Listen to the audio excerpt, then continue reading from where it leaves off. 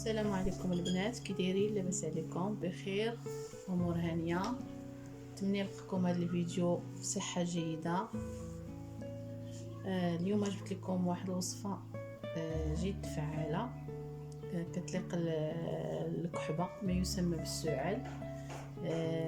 غزاله بزاف، فيها مكونات بساط.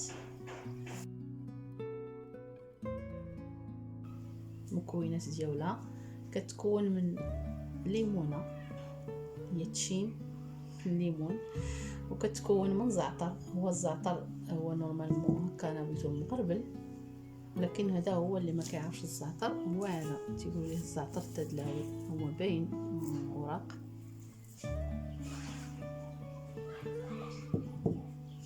هما المكونات فقط جوج مكونات، الليمونه والزعتر.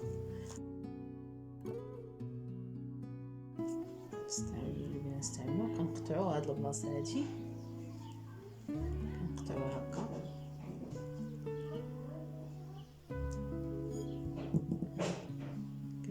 كنقطعوها تنتكو هاد المناطق هادي، تنتكوها هكا بالموس، كنحلوها شويه هكا.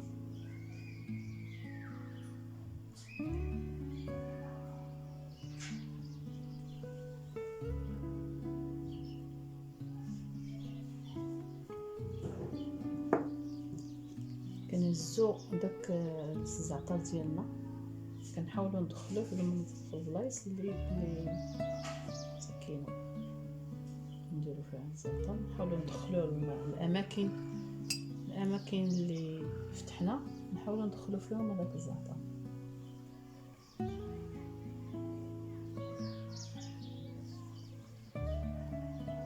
نحاولوا ندخلوه مزيان في هذيك الاماكن باش المدخل مزيان.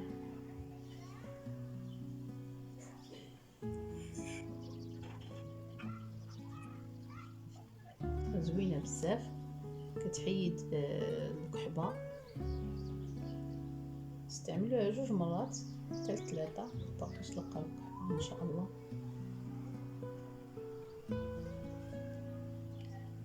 نحاولوا ندخلوه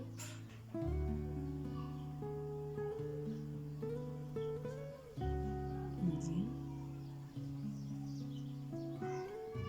نتمنى تكون الوصفه واضحه. ملي حاولنا دخلنا لينا هاد الزعتر هذا، غادي نمشيو دابا نحطو هاد الليمونه هادي، غادي نحطوها فوق النار. ملي نشوفوها كتطبخ هكا شوي شوي، يعني كنفتحوها وكنستعملوها. دابا غادي نمشيو نشوفو فوق النار. دابا نوريكم الوصفه. الليمونه ديالنا هي، لاحظوا نربطها شويه مهيله، هي كتبقبق كطيب، كتلاحظوا هذوك الفقاعات.